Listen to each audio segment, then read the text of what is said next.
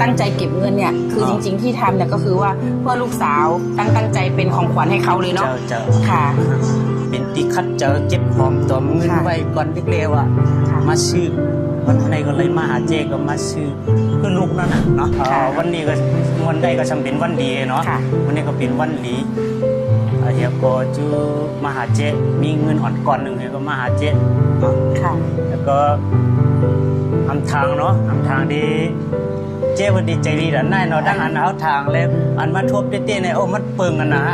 เจ้เป็นใจดีเขาทำมีเงินก้อนเล็กๆในเปิ้นผ่อนพันบรรเทาให้ออกรถไรฮะเนาะ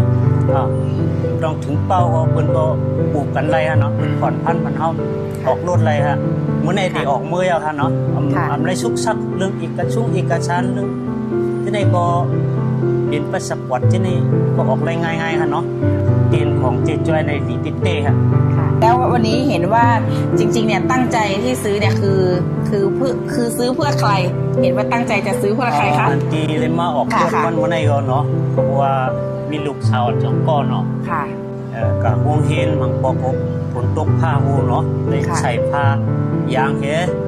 ปอกในชามก็ช่อนกันในปุ๊บฝนตกใหญ่ในใครล่มอ่ะล่มรถแล้วก็จอยกันปุ๊บเรามันตุกค่ามันหยับเจอตุกเจอน่ะ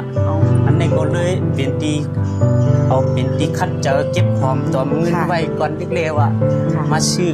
วันไหนก็เลยมาหาเจก็มาซื้อเพื่อลูกนั่นน่ะเนาะดีว่าให้มีเงินนำมีก้อนเล็กๆเพราะว่ามันเพราะเป็นตีอื่นได้ก็หู้เนาะมันดีออกอะไรในมาหาเจเนี่ยเลยมาอุมาโอนี่เปิ้นก็ผ่อนพันบรรเทาฮะเป็นอันดีเด็กๆค่ะบอกอะไรครับเมื่อไหร่ดีไรเมื่อฮะตั้งใจเก็บเงินเนี่ยคือจริงๆที่ทำเนี่ยก็คือว่าเพื่อลูกสาวคือที่น่ารักทั้งสองคนค่ะคือตั้งใจเป็นของขวัญให้เขาเลยเนาะค่ะก็อยากจะขอบคุณค่ะที่ทำเพื่อเราสองคนพี่น้องค่ะ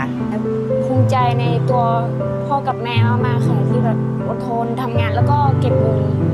เพื่อจะมาซื้อรถให้พวกหนูสองคนค่ะ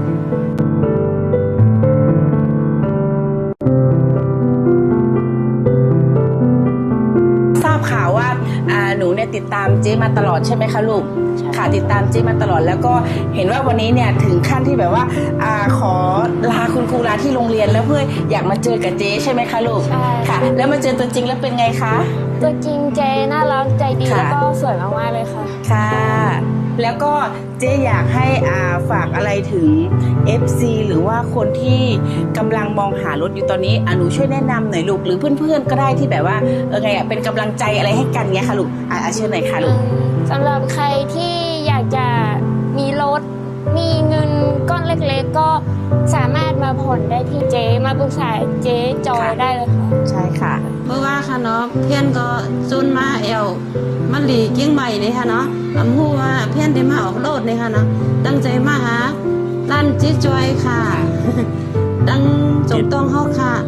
ก็มีนำค่ะมีดีไรค่ะตั้งใจรถมาหาร้านเจ๊จอยตีเดียวค่ะเพราะว่าเขามั่นใจเนาะเพราะว่ามั่นใจว่าในร้านเจ๊จอยว่าคุณภาพดีหันไว้ใจเลยหันทอดสดไล่สดอยู่ตะเสียเขาค่ะก็ติดตามไปออกมาส่งพี่น้องโอ้ยก็คดังสิ่งเนาะพี่น้องได้ค่ะเชิญเป็นแอมการอย่างเมืองมาวัดเที่ยวจัง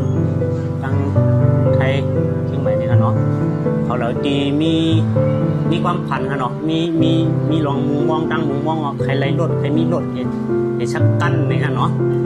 ตอนนั้นอยากเขาพามีเงินก่อนเล็กๆก่อนวันหนึ่งเฮียก็เข้ามาหาเจ้เขาเนี่ยฮะเนาะมาพูดถึงปากเจ้เขาฮะเนาะอันนั้น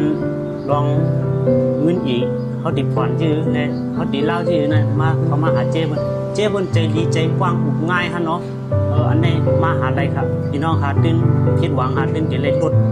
เจออันดีประทับใจถูกใจเก็บใจนั้นกำเดียวครับเหมือนเขาหามาเมื่อว่าหาเมื่อในก็ติดไรเมื่อฮะเนาะมีเงินก่อนเล็กๆเนี่ยใจไรมีน้ำฮะผักถึงไปก็ไอซีพี่น้องค่ะอันตึกใครไรรถใครมีรถเหมือนนอกค่ะนั่นเนาะครับส่งค่ะเขาค่ะหันในติ๊กดอกแลตั้งเพจค่ะเนาะแล้วก็ใจดีด้วยค่ะเลยรถมืออ่ำก้าแลไรป้าของแถมกูซื้อกูลองกูมิ้วค่ะ ใจดีเด้ค่ะถ้าสนใจก็มาหาร้านเจ๊จ้อยนี่ค่ะเนาะ วันนี้นะคะเจ๊ก็มีของที่ระลึกนะคะก็ถือว่าเขาเรียกว่าเป็นเกรดนะคะเนาะออกรถไปก็ได้เงินได้คำนะคะ เป็นคลิปขอให้ก็เจ๊ก็ขออวยพรนะคะ ให้ครอบครัวก็เจอแต่สิ่งที่ดีๆเข้ามาในชีวิตเนาะหาเงินหาทองก็ขอให้ราบรื่นขอให้ได้เงินใหญ่เงินหนำนะคะ อันนี้เป็นทองคำแท้นะคะ เจ๊เป็นใจดีเด้ค่ะแน่นอน